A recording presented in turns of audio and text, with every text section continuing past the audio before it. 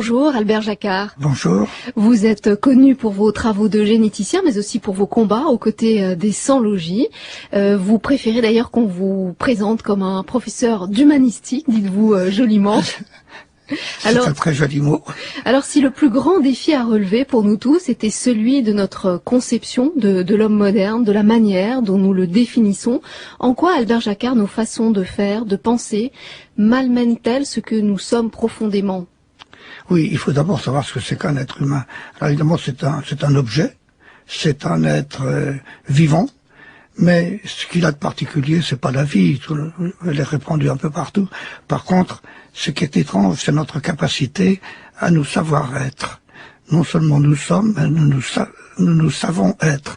Autrement dit, Hamlet a tort, l'important, ça n'est pas d'être, c'est de se savoir être. Ce savoir-être, ça dépend de nous, et on est capable, chacun, de devenir quelqu'un qui sera une personne, alors que la nature avait fabriqué seulement un individu qui était un objet, qui était soumis et qui au fond n'avait pas de projet.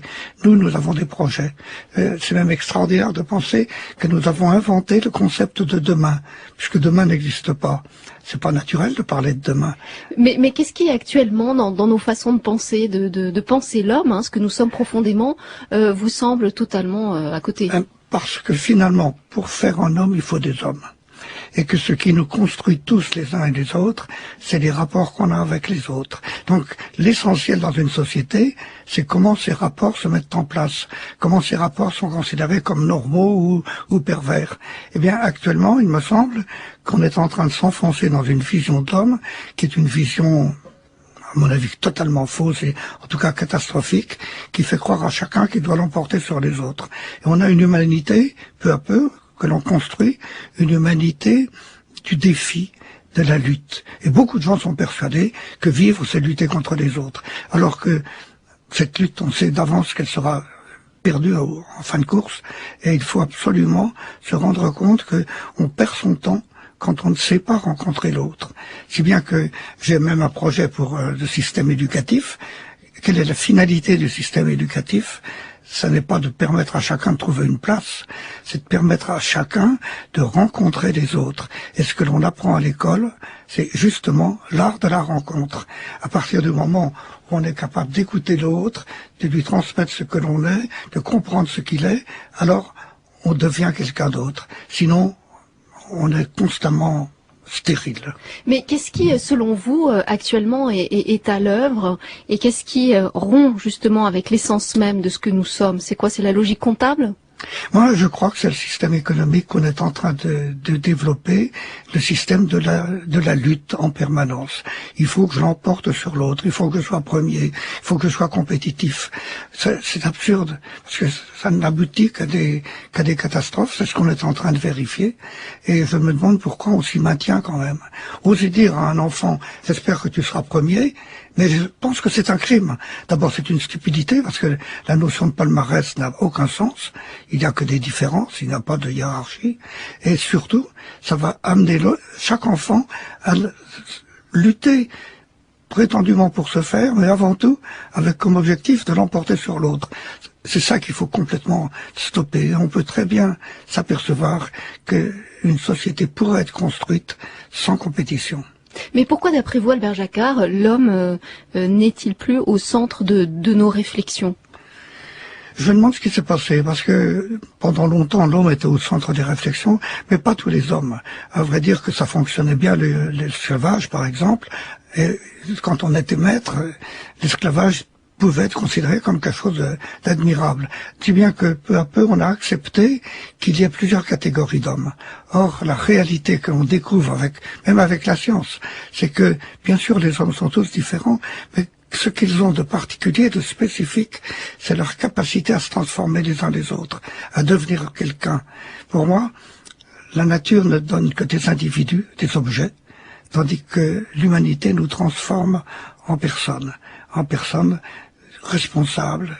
Et actuellement, cette responsabilité, on est obligé de la considérer, mais on s'y prend bien tard. Il y a 20 ou 30 ans que l'on parle de sauver la planète, ce qu'il faudrait de préférence dès maintenant, c'est dire comment sauver la vision que les hommes ont les uns des autres. Pourquoi?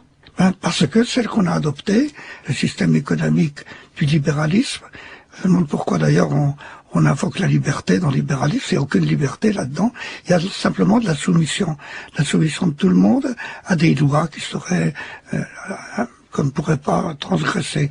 Non, les lois qui s'imposent aux hommes sont des lois que les hommes fabriquent uniquement.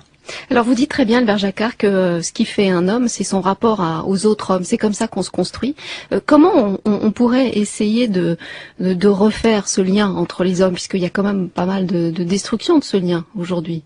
Mais on peut faire de belles choses, mais on est trop axé sur le désir de l'emporter sur l'autre, comme si ça avait du sens. Je crois que au fond de tout, il y a la croyance en une hiérarchie.